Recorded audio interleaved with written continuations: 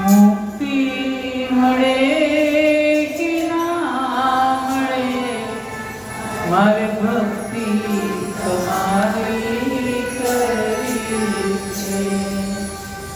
મારો કંઠ મધુરો ન હોય ભલે, મારો સુર બેસુરો હોય ભલે, શબ્દો મળે કે ના મળે, મારી કવિતા તમારી કરવી.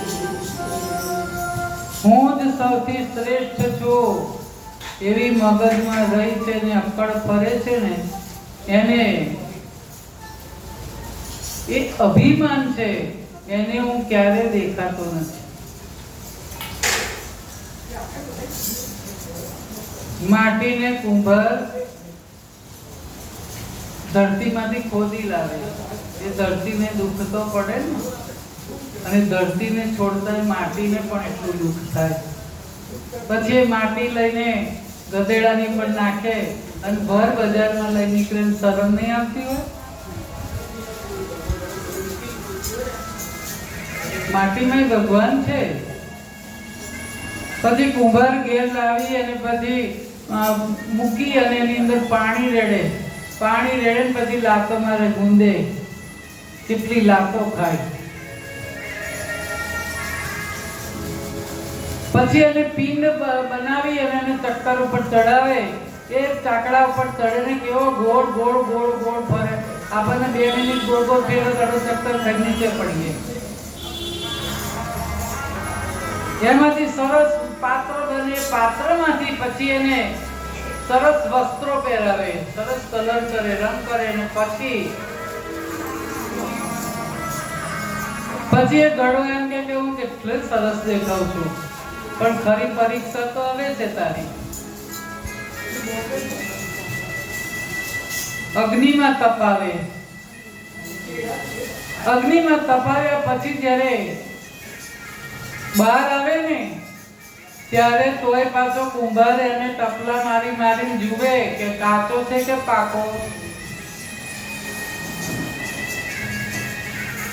પાકો હોય ને તો પછી આમ મસ્ત ગોઠવી વેચવા મૂકે, અને તોય બેનો જ્યારે ઘડો લેવા જાય ને તો ફરી ટીપી જુએ. ખોખરો તો નહીં બોલતો, ખોખરું બોલે ને એક બાજુ મૂકી દે. તો નિભાડામાં તપાવ્યા પછી તોય કાચા હોય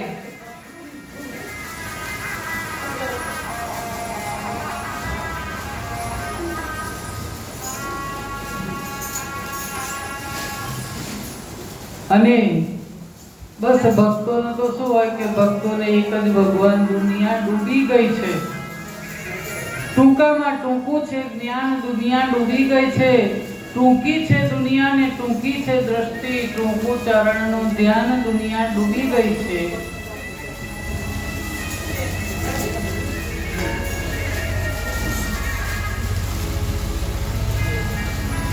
તેમને મોકલાય કે અહીંયાથી ગામની બહાર જાઓ, ત્યાં એક તમને સંત મળશે અને એને તમે ગુરુ બનાવી દેજો. નામદેવને કહે છે વિઠોબા.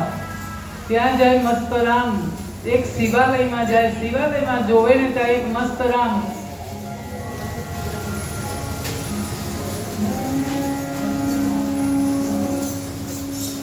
શિવજીના લિંગ ઉપર પગ મૂકીને સૂઈ ગયા હતા, બહુ થાકેલા. નામદેવે જોયું કરે અને ગુરુ ચડાવ્યા. અભૂત કોઈ ભગવાનના શિવલિંગની ઉપર કઈ પગ મૂકીને સૂઈ જાય? ના ના, આ મારા તોલે તો ના જ આવે. અને આ વિઠોબાએ કેમ મને મોકલ્યો છે હવનો ગુરુ કરવા?